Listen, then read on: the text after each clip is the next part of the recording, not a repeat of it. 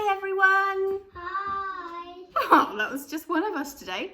Hi! We've not got very many people today, so we're excited to share this with you at home. This is a lovely story called Hans Millerman. It's from a very long time ago, from 1969. There was once a miller called Hans Millerman. He lived alone in his mill because he had neither a wife nor a husband nor family. The great winds and summer sun were his only companions. In the autumn, the harvest having been gathered, Hans tilled his fields and sowed new corn. "Ah," said Hans to himself when all the corn was sown, "how empty these fields look now, and how empty this life seems to me." During the long winter days, the wind turned ceaselessly in the sails of the mill, creaked among the rafters, and wept under the door. "Ah," said Hans to himself, "how lonely is the wind, and how lonely seems this life to me." Then it was spring. Hans Millerman opened his door and saw the young leaves unfolding and the new corn pricking through the dark earth. A bird was singing in a tree. "Ah," said Hans to himself, "how solitary is that little bird, and how solitary seems that life to me." He's not really enjoying being on his own, is he, poor Hans Millerman? The sun rose earlier every day. The earth became warm and strong. It was summer, just like now. Maybe. Double check at home. See, let me know, is it spring still or is it summer? It was summer and the corn stood high. The mill waited patiently for the harvest. Around the door of the mill, the red rows climbed with white, and above the lintel bound themselves together. "Ah," said Hans to himself, "how happy is the wild red rose when it loves the wild white rose. How happy I might be too if I had a friend to love." He's crying a little bit, isn't he? He really needs a friend. Pause this here if you're at home. Tell who you're watching it with. How could Hans find himself a friend? How do we think Hans could find himself a friend? Phoebes, what could Hans do? If another friend ask if they can play, and if it's not, they find someone else. Yeah, if you ask someone, and if they say no, that's okay. You can try and find someone else, can't you? Evelyn, what else could Hans do? Go out in the fields and find a friend. Yeah, if he maybe left his farm, maybe he could find someone. Yeah? Is there any other ideas about how to find a friend, Poppy? Maybe he could go for a walk to somewhere where there's lots of animals. Oh yeah, because animals are good friends, aren't they? And animals can help when you need somebody to speak to. Miss Hannah's just brought me a cake. Keep on. Why do you do that cake for us? A nice cake. Do you want to say hi, Miss Anna, actually? Hello. Hi, everybody. Why did you That's your coffee. Why do you think, Miss Anna? Why do you think we get cake, Phoebes? Because we're grown-ups. And grown-ups are very lucky. We get grown-up cake. Right, let's get back to poor old Hans Millerman. Early one morning, Hans Millerman saw the corn was golden and ready to reap. Does anyone know what reaping the corn means? Amelia, if you shuffle across a bit so I can see. A little bit. What does reaping the corn mean? Amelia? Like you put something in the corner. Well, the corn is the corn in the fields that he planted that will grow up to be big long stems of corn, stalks of corn. And reaping it means collecting it all in, doesn't it? Chopping it down. He went out to harvest. A great wind filled the sails of the mill. The evening star was bright before the day's work was done. Then Hans returned to the mill. He looked out of the window and made a wish on the harvest moon. Before the next full moon, let me find a friend. Then he turned from the window. As he did so, he noticed a caterpillar sitting on the windowsill. The miller knocked the caterpillar onto the floor. Oh, the caterpillar crawled to the chair where Hans used to sit in the evenings. Hans, seeing the caterpillar had settled down, went to bed himself and slept soundly. Can you see the caterpillar under the chair? All the way.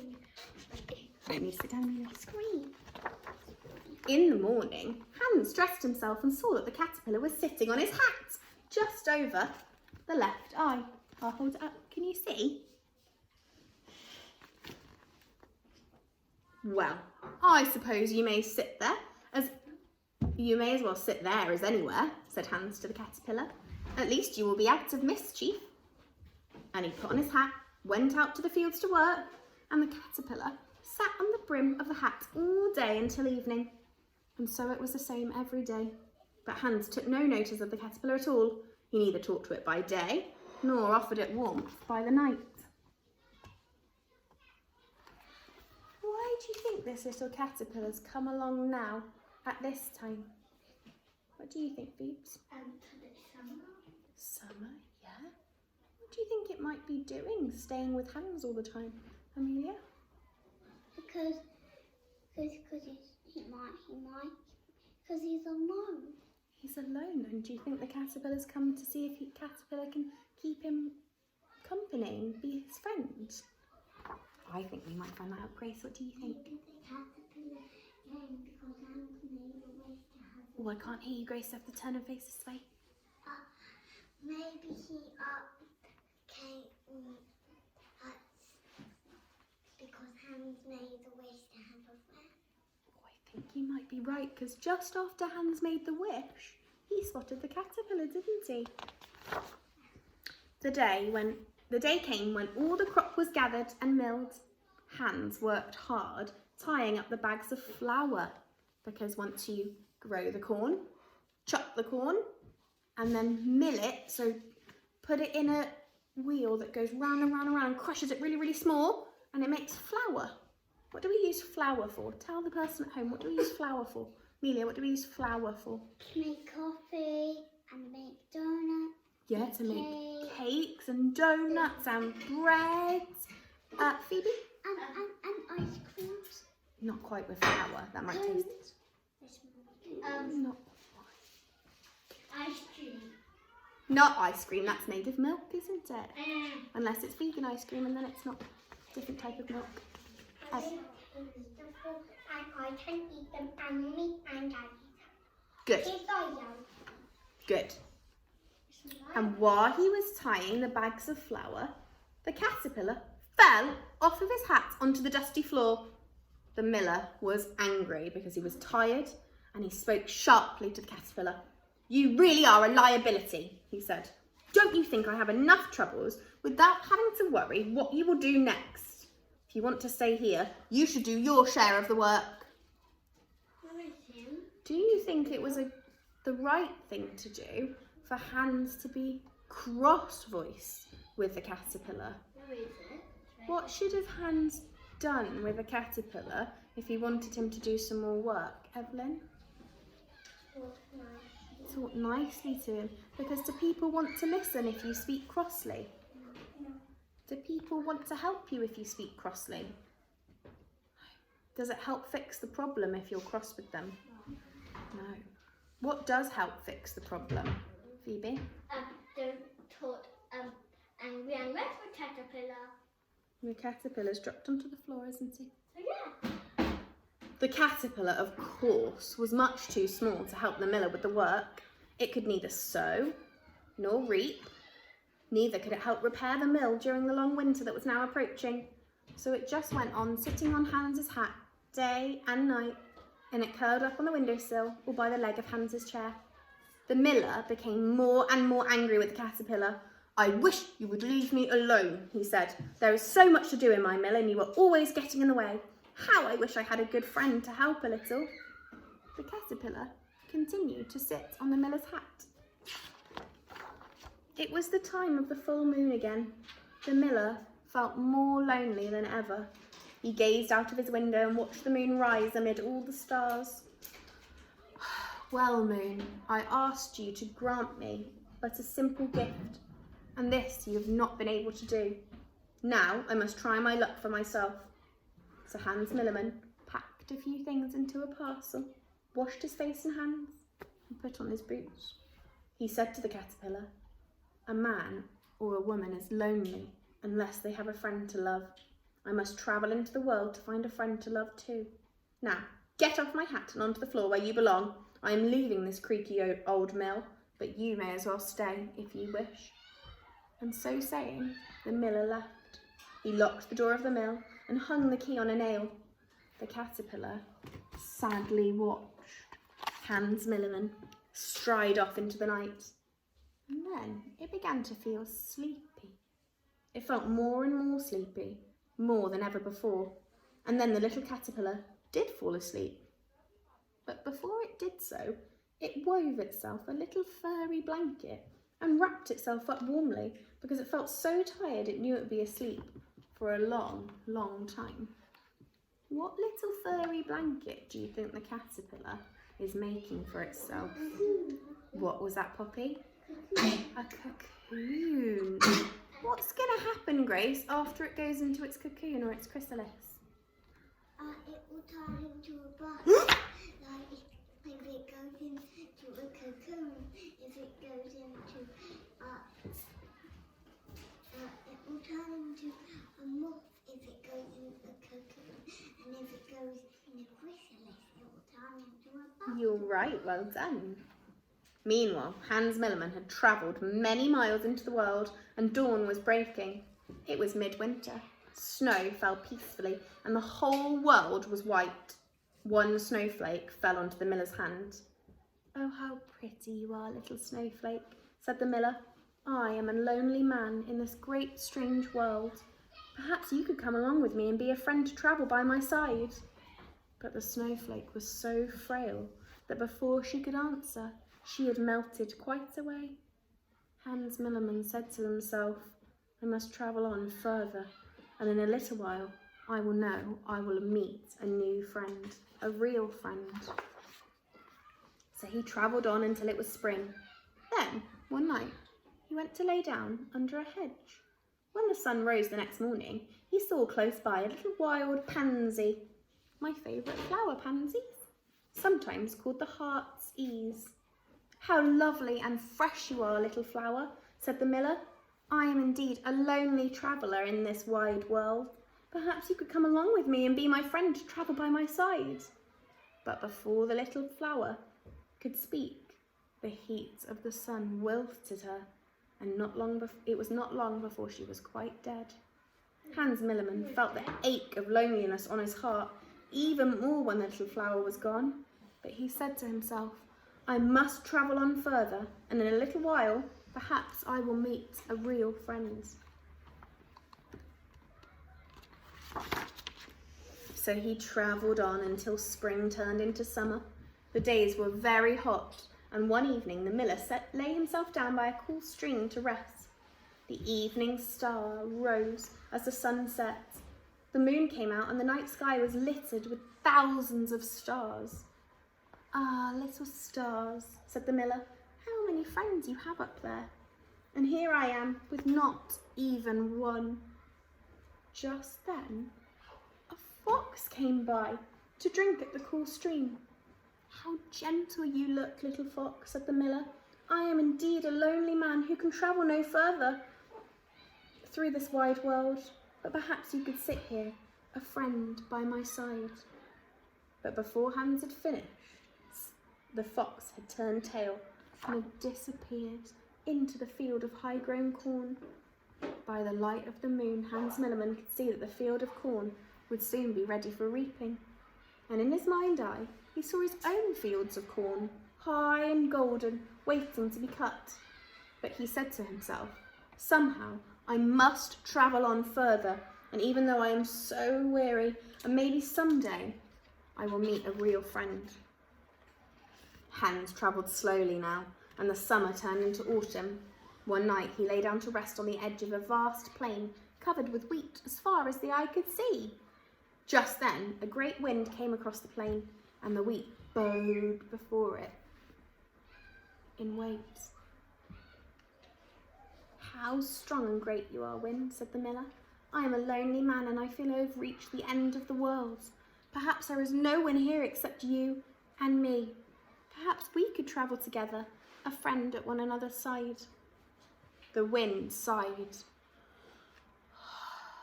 "I am the wild wind, and can follow no path but my own. I have work to do, and you, Hans Millerman, have work to do too." The sound of the wind reminded the miller of his home, and in his imagination he could hear the wind fill the sails of the mill, and there would be no one there to gather the harvest and grind the corn. Hans hung his head with the shame, and although it was the middle of the night and his strength had gone, he turned his face in the direction of his own land and began to travel back.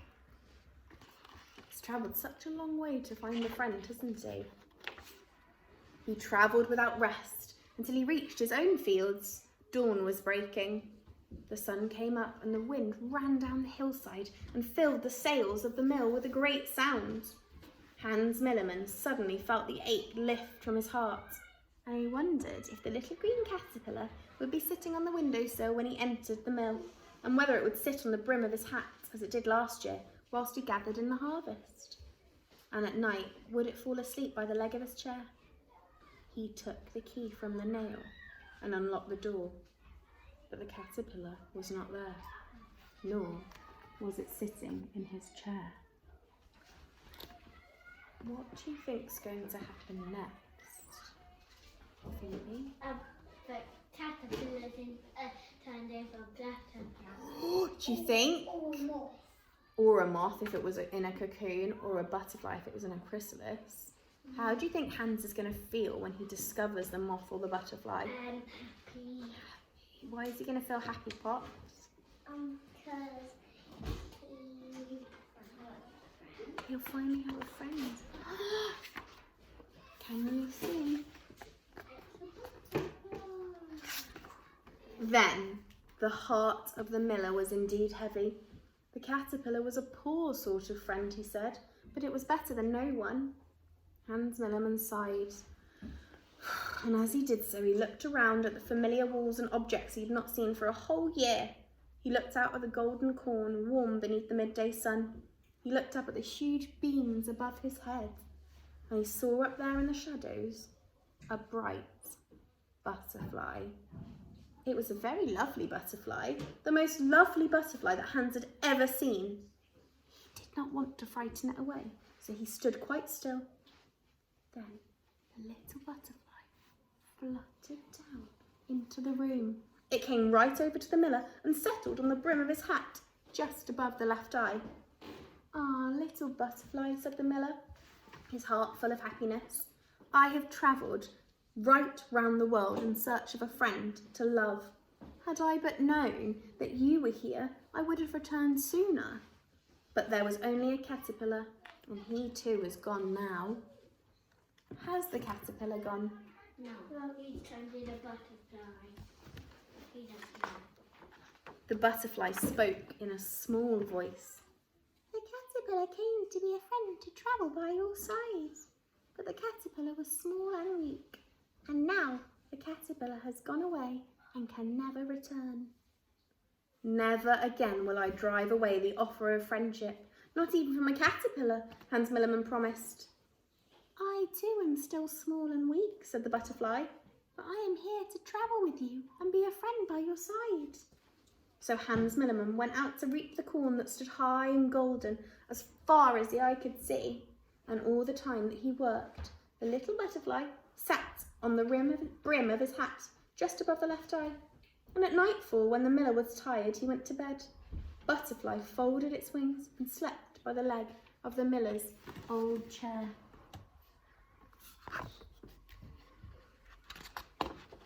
The end. Oh, wow. It was a long story, but it was beautiful, wasn't it? Wow. So, Hans Millerman thought that the caterpillar was a rubbish friend. He didn't want to be the caterpillar's friend. He kept trying to get him to go away, didn't he? But at the end of the story, after all that searching, he realised that everyone can be a good friend to you, no matter how small or how different to us they are. Everyone can be a lovely friend if we just give them a chance. Wow. We're excited to see your story thoughts today. We're going to pop ours on the Padlet and we'll have a look at yours too. Shall we say thank you for listening? Thank you. And we'll see you tomorrow. Bye-bye.